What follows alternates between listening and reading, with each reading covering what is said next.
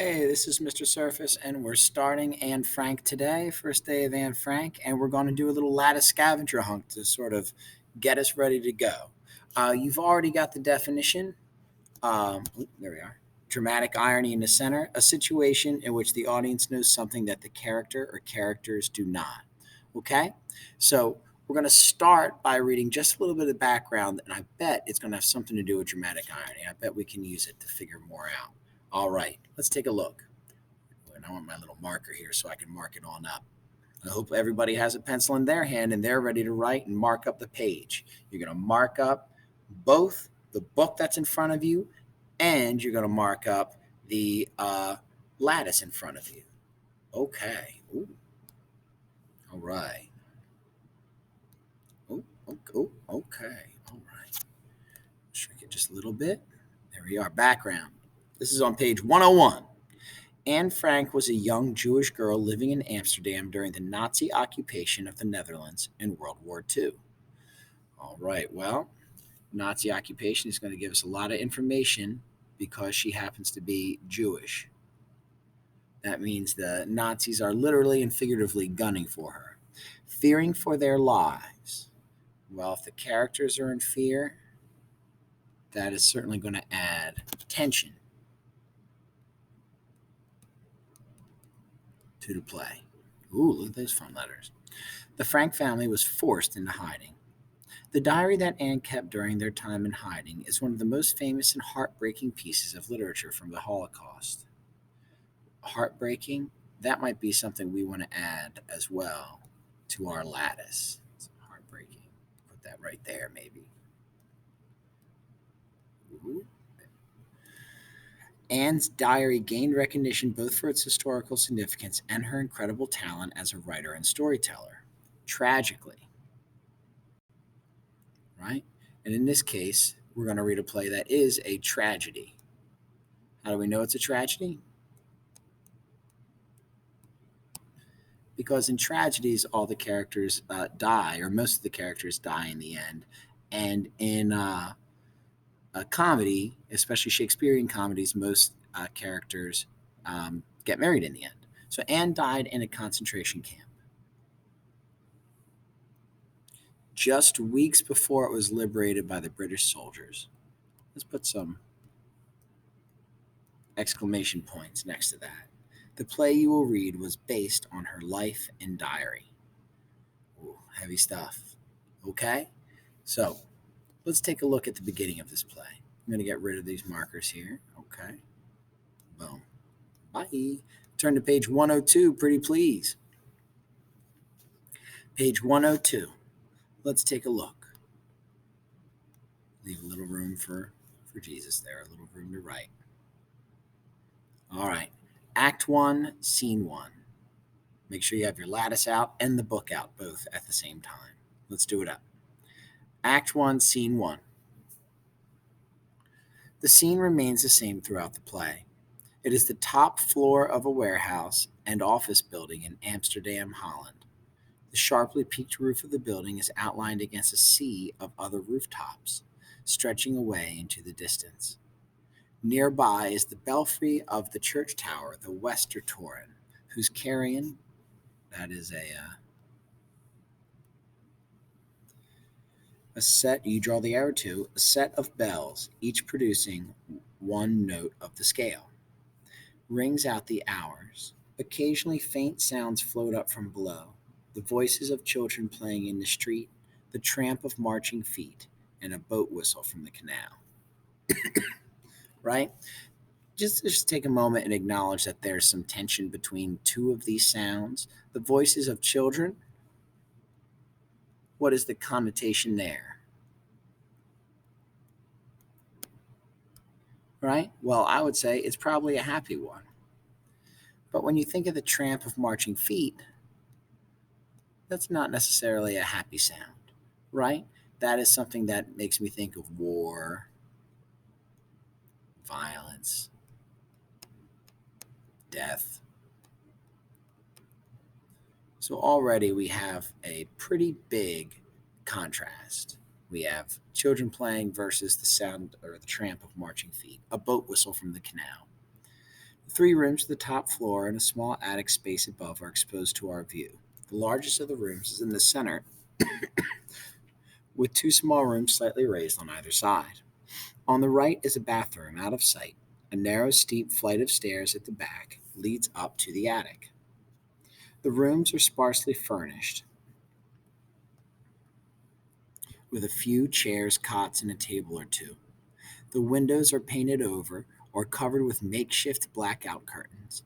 And in the main room, there is a sink, a gas ring for cooking, and a wood burning stove for warmth. The room is on the left is hardly more than a closet. There's a skylight and a sloping ceiling, and directly under this room is a small steep stairwell with steps leading down to a door. This is the only entrance from the building below. When the door is opened, we see that it has been concealed on the outer side by a bookcase attached to it. The curtain rises on an empty stage. It is late afternoon, November 1945.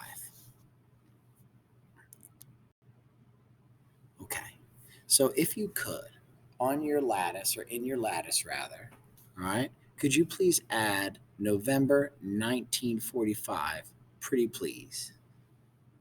Okay. Oh, it took it away from me. There we are. All right, so November 1945. Could you add that to your lattice, pretty please?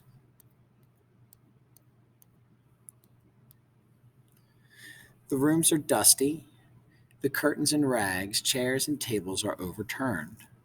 The door at the foot of the small stairwell swings open and Mr. Frank comes into view. He is a gentle, cultured European in his middle years. There is still a trace of a German accent in his speech rather. He stands looking slowly around, making a supreme effort at self-control.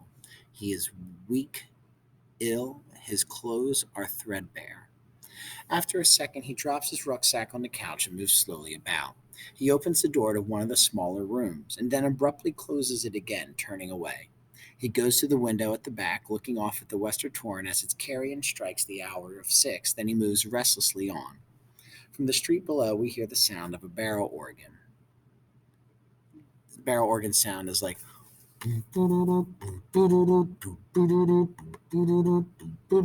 right, that kind of like happy parade carnival music, and children's voices at play. So once again, this is the second time that we got to hear about children's voices. I wonder why. There's a many-colored scarf hanging from a nail. Mr. Frank takes it, putting it around his neck. And as he starts back for his rucksack, his eye is caught by something lying on the floor. It's a woman's white glove. He holds it in his hand, and suddenly all of his self-control is gone. He breaks down crying.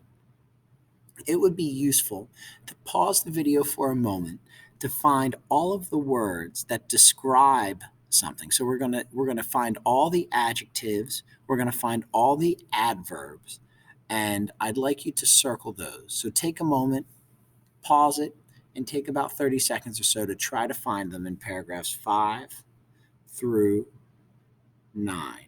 All of the adjectives and adverbs. Go ahead and pause the video now.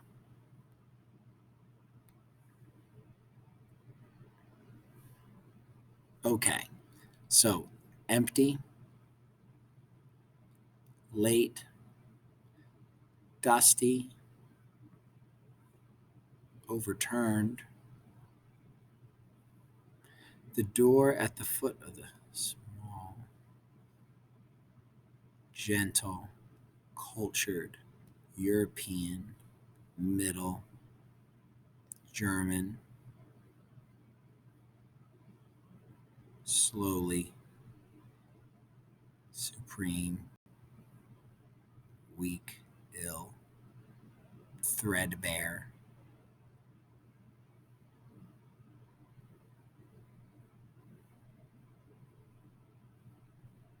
restlessly, children's, many colored,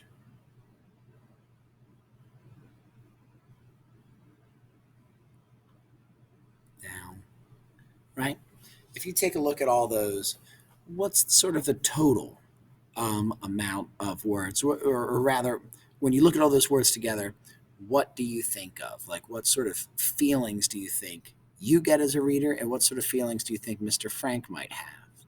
All right. And I'd like you to take just about the top three of these and the ones that really stick out to you and add them to your lattice. For me, and you can give yourself a second to think, but for me, I think of his gentle really sticks out. The fact that he's gentle, that he's weak tells me something. His restlessness tells me something as well. Okay?